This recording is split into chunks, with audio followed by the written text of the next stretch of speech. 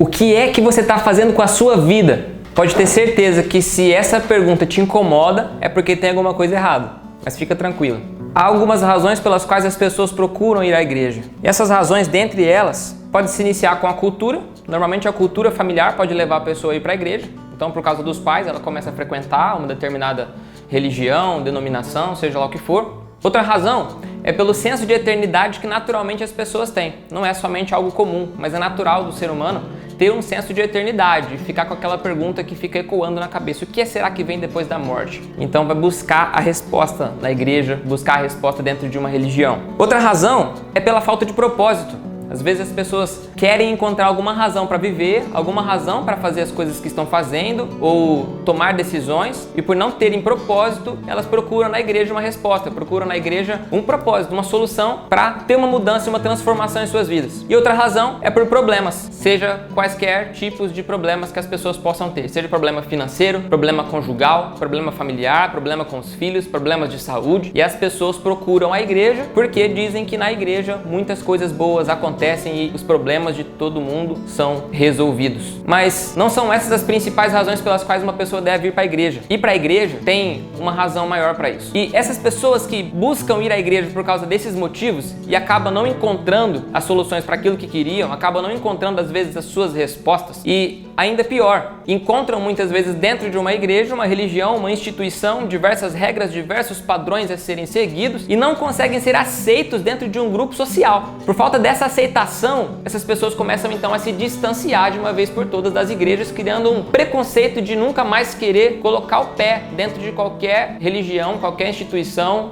qualquer nada que venha a falar de Deus ou falar de qualquer outra coisa, que tentasse porventura responder essas perguntas e tantos questionamentos que essas pessoas tinham. E aí nós temos um problema. Quando elas não conseguem encontrar essas soluções, essas respostas que elas estão procurando, elas começam a aderir uma ideia comum no âmbito social de que a vida é uma só e que se pode fazer tudo o que quiser. Tem até uma expressão em inglês que dizem YOLO, you only live once. E as pessoas utilizam essa expressão para dizer que a vida é uma só, que você tem que curtir mesmo e fazer o que quiser. A minha concepção dessa expressão é diferente. A vida é uma só porque a vida é eterna. Nós já participamos da eternidade desde aqui. Mas então, observando na sociedade essa visão de mundo, essa visão de vida, de que se deve fazer tudo o que quiser e aproveitar todos os prazeres que a vida oferece, nós percebemos que as pessoas vão se afundando cada vez mais em vícios e em coisas muito degradáveis. Drogas, bebida, prostituição e entre outras diversas tantas coisas que, além de destruir a saúde das pessoas física, também destrói a saúde moral, destrói a saúde psicológica, e essas pessoas não conseguem mais ter foco para atingir objetivos e alcançar altos lugares em suas carreiras ou em tudo aquilo que elas pensavam em atingir um dia. E aí, alguma coisa começa a mudar quando essas pessoas começam a ouvir uma palavra diferente, começam a ouvir sobre Jesus,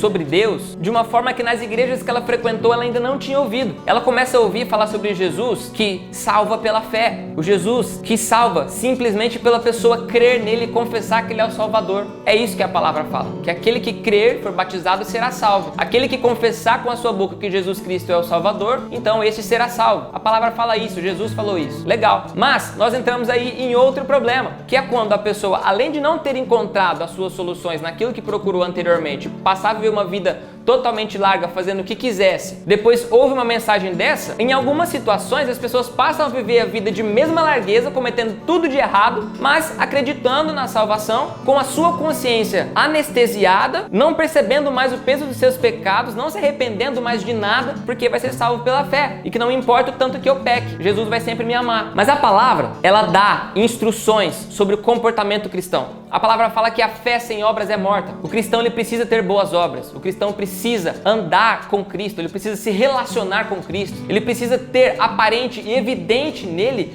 as manifestações e as obras do Espírito Santo. E aqui é onde nós começaremos a nossa leitura de hoje. Há dois trechos na Bíblia, em Gálatas e na epístola de 1 Pedro, que esses dois apóstolos encontraram esse problema em suas igrejas. Eles observaram que as pessoas que tinham acabado de se converter pela fé em Jesus Cristo, essas pessoas tendo se convertido e estando acostumadas por muito tempo a viver num período de muitas regras, muitas leis, muitas normas sociais, muitos padrões, e entendendo que Jesus tinha salvado todo mundo simplesmente pela fé, essas pessoas começaram a viver essa vida de libertinagem. Então, o apóstolo Paulo encontrou esse problema e o apóstolo Pedro também encontrou esse problema. Então, os dois trechos bíblicos que eu vou citar são duas expressões muito semelhantes, quase que idênticas, que os dois disseram em partes diferentes para pessoas diferentes que começaram a ter o mesmo tipo de comportamento. E em 5 de Gálatas, versículo 13 e 14, o apóstolo Paulo deixou escrito: Vós, irmãos, fostes chamados à liberdade. Não useis, porém, a liberdade para dar ocasião à carne, mas servi-vos uns aos outros pelo amor. Toda a lei se cumpre numa só palavra, a saber, amarás o teu próximo como a ti mesmo. O que ele está querendo dizer aqui? Não é porque você foi salvo pela fé, não é porque Jesus te amou, independente da situação que você estava quando você creu nele, que a sua vida tem que continuar sendo um lixo. Você não é para ser um lixo. Jesus não te salvou para continuar você a ter esses hábitos que são reprovados por todos que estão à sua volta. E que no fundo são reprovados pela sua própria consciência. É você quem parou de admitir isso. E lá na epístola 1 Pedro, no capítulo 2, versículo 15 e 16, ele diz assim: Pois é a vontade de Deus que, pela prática do bem, façais emudecer a ignorância dos insensatos, como livres, e não tendo a liberdade como desculpa para a malícia, mas vivendo como servos de Deus. Os dois encontravam o mesmo problema, então eles diziam e alertavam as igrejas: não é porque vocês foram salvos pela graça, por um favor imerecido, não é porque Deus, como diz a palavra também, que Deus olhou para toda a humanidade e não achou sequer um justo, não havia um justo sequer. E por causa disso, ele se fez justo e a força do seu próprio braço sustentou a sua justiça, entregando para nós a salvação pela graça e pela fé em Jesus. Não é por causa disso que vocês vão viver essa vida de pecado frequente.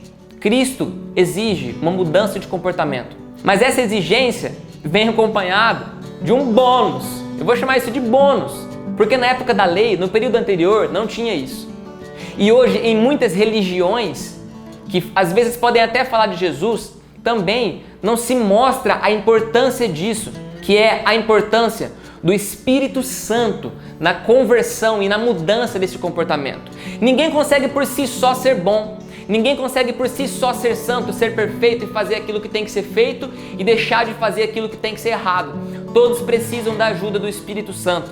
E o apóstolo Paulo, nesse mesmo capítulo de 5 de Gálatas, ele diz o seguinte: Andai no Espírito, e não satisfareis os desejos da carne, pois a carne deseja o que é contrário ao Espírito, e o Espírito ao que é contrário à carne. Estes opõem-se um ao outro para que não façais o que quereis. Paulo, pregando naquele momento para cristãos, ele identificava nos cristãos o desejo de fazer o que era certo, o desejo de fazer o que era bom.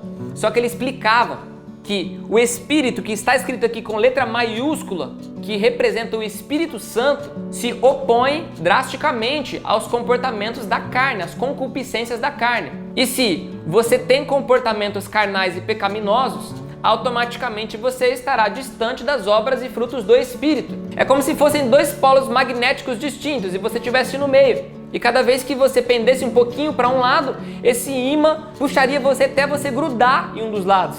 Então, quando o apóstolo Paulo fala sobre essa oposição entre carne e espírito e coloca o espírito com letra maiúscula, com E em caixa alta, dizendo que esse espírito é o Espírito Santo, ele simplesmente comprova e reafirma aquilo que Jesus tinha profetizado em João capítulo 14, que nos enviaria o Espírito Santo Consolador, que nos guiaria em toda a verdade e que nós poderíamos fazer inclusive obras maiores do que a que ele fez por intermédio deste Espírito Santo.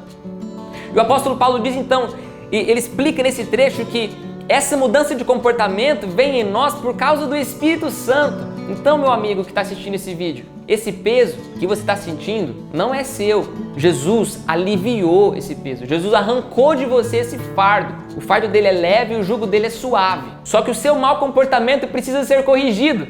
E ele vai ser corrigido com a ajuda do Espírito Santo, porque é ele quem tem poder e atuação hoje na humanidade para fazer isso com você. E o que é que você tem que fazer? Aqui vão as instruções. Vamos seguir Jesus, o mestre. Jesus, num determinado momento da vida dele, quando ele estava prestes a se entregar para a cruz, ele estava com os discípulos e se pôs a orar. E olha só o que diz o trecho, Mateus 26. Versículo 38. Então compartilhou com eles dizendo: A minha alma está sofrendo dor extrema, uma tristeza mortal. Permanecei aqui e vigiai junto a mim. Seguindo um pouco mais adiante, prostrou-se com o rosto em terra e orou. Grava essa parte. Orou. Jesus orou. Primeira coisa que você tem que fazer para se aproximar do Espírito de Deus é oração. E Na oração dele, ele dizia: ó meu Pai, se possível for, passa de mim este cálice. Contudo, não seja como eu desejo, mas sim como tu queres. Meu amigo, se Jesus orou e disse para a vontade de Deus Pai ser feita ao invés da dele, quem você pensa que é para orar para Deus pedindo tudo que você quer, achando que ele é seu empregado para te atender? Não é assim que funciona. Então essa oração, ela tem um princípio básico, que é orar respeitando a vontade de Deus. Então, prosseguindo na leitura. Mas ao retornar à presença dos seus discípulos, os encontrou dormindo e questionou a Pedro: e então, não pudestes vigiar comigo durante uma só hora? Vigiai e orai, para que não caiais em tentação. O espírito com certeza está preparado, mas a carne é fraca. Lembra da oposição da carne com o espírito? Se você está no espírito, você está preparado. Mas se você está na carne, a carne é fraca, ela vai ser tendenciosa ao pecado e a te manter nessa vida de escravidão que você vem vivendo. E o que mais? Em Mateus 4, quando Jesus foi ser tentado pelo diabo, pensa que a nossa guerra hoje, isso está escrito em Efésios 6, você pode ler lá. A nossa guerra hoje é contra as hostes espirituais da maldade. Então, quando você luta para se desvencilhar de algum mau comportamento que você tem, você não está lutando simplesmente contra os seus desejos. Você também está lutando contra as hostes espirituais da maldade que querem te influenciar para o mal. E Jesus, logo no início da missão dele, depois que ele se batiza, a palavra fala em Mateus 4 que então foi conduzido Jesus pelo Espírito Santo ao deserto para ser tentado pelo diabo. E tendo jejuado 40 dias e 40 noites depois teve fome.